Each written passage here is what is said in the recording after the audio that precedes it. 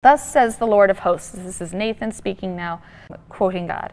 Thus says the Lord of hosts, I took you from the pasture, from following the sheep, that you should be prince over my people Israel, and I have been with you wherever you went, and have cut off all your enemies from before you. And I will make for you a great name, like the name of the great ones of the earth. And I will appoint a place for my people Israel, and will plant them, that they may dwell in their own place, and be disturbed no more. And violent men shall afflict them no more, as formerly from the time that I appointed judges over my people Israel. And I will give you rest from all your enemies. Moreover, the Lord declares to you that the Lord will make you a house, meaning your dynasty. When your days are fulfilled and you lie down with your fathers, I will raise up your offspring after you, who shall come forth from your body, and I will establish his kingdom. He shall build a house, meaning now a temple, for my name, and I will establish the throne of his kingdom forever. I will be his father, and he shall be my son. When he commits iniquity, I will chasten him with the rod of men, with the stripes of the sons of men. But I will not take my steadfast love from him, as I took it from Saul, whom I put away from before you. And your house and your kingdom shall be made sure forever before me. Your throne shall be established forever. In accordance with all these words and in accordance with all this vision, Nathan spoke to David.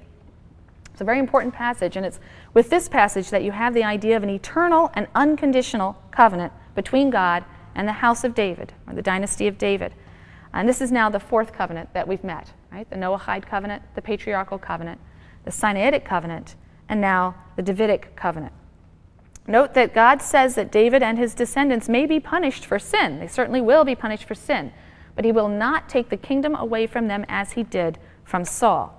So God's oath to preserve the Davidic dynasty, and by implication, we'll see later, next time, Jerusalem as well, would lead eventually to a popular belief in the invincibility of the holy city.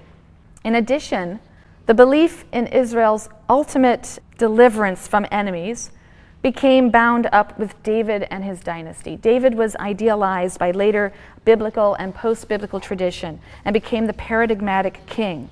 So even when the kingdom fell finally to the Babylonians in 586, the promise to David's house was believed to be eternal. The community looked to the future for a restoration of the Davidic line, or a Davidic king, or a Messiah. Now the Hebrew word Messiah simply means anointed. One who is Meshiach is anointed, okay, with the holy oil. And that's a reference to the fact that the king was initiated into office by means of holy oil being poured on his head. So King David was the Messiah of God, the king anointed by or to God. And in the exile, Israelites would pray for another Messiah, meaning another king from the house of David, appointed and anointed by God to rescue them from enemies and reestablish them as a nation at peace in their land, as David had done. So the Jewish hope for a Messiah, speaking now in the post-biblical, so that where it's correct to say Jewish, the Jewish hope for a Messiah was thus always political and national. It involved the restoration of the nation in its land under a Davidic king.